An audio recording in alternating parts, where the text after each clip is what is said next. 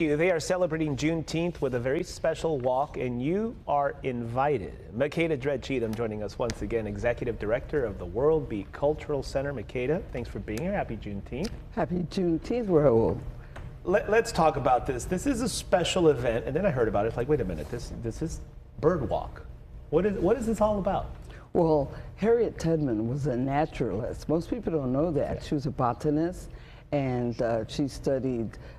She had to study the stars and know astronomy. The enslaved Africans, and the Maroon societies. They had to move through codes. They had quilt codes. When she was born, she was named Armita, and they called her Meti. And later on, she named herself after her mother, Harriet. And so she was incredible. She was in the Union Army, and she studied birds. And she studied the hoot owl, which is the barn owl. And so, because the enslaved Africans, when they're going through the woods and everything, they had to know the sounds of the birds, when the birds would fly, and their movements. And the hoot owl hooted during the day too. Made that whoop, whoop, whoop. And that was the tracking that helped the path and create the path. It's very interesting. Yes. I remember learning about that.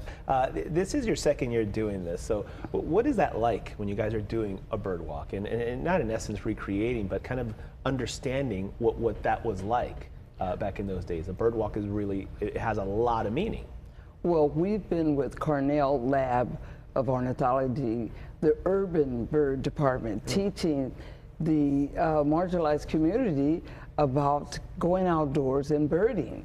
And that's what the naturalists, enslaved Africans, was like. They were out there looking at the trail. So we're taking people outdoors and looking at the trails and having that feeling, the same feeling that Harriet Tubman had, and smell all the flowers and birds and even what's edible plants. And it's special because you're celebrating birds on a day of freedom, and I see in all these photos is this from last year's event? Yeah. So, that's Tama.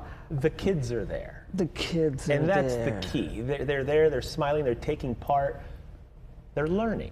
And that's what this is all about. Yes, education instead of just partying. We wanted to turn it around. I mean, we have big celebrations all the time, but we want it to be educational because our ancestors really suffered for our freedom, and to know what it's like.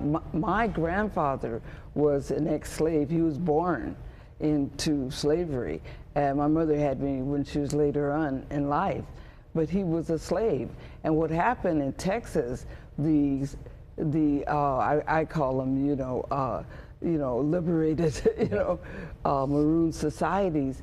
But in Texas, what happened is the slave master took the enslaved African and they hit them because they thought it was a safe place. So that's why they were the last to know that they were free. And it took a couple years after the Emancipation Proclamation for them to even get word of that. That's it.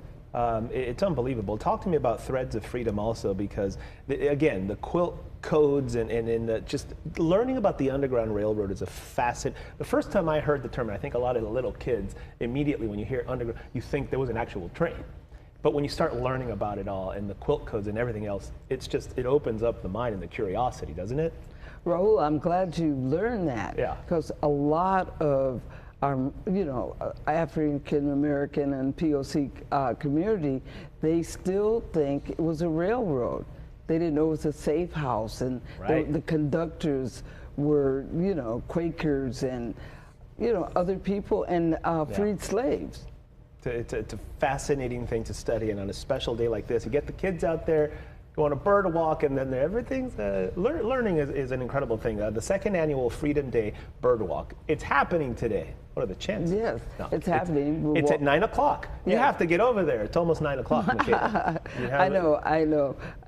But we're going to go to 1, and that'll be drumming with free food. Awesome. We have black eyed peas, collard greens, and potato salad. Of course, you got to come, Raul. You got to have the good food. You got to have the good food. And then the Threads of Freedom is happening June 23rd, which is Sunday at noon until 4 o'clock at the World Beat Cultural Center there in Balboa Park. That's right. And it's the kids that are sewing these threads. Awesome. You got to love that. You know, teach the kids well. That's what it's all about. Makeda, we thank you as always. Good to see Raul. you. All right. Thank you.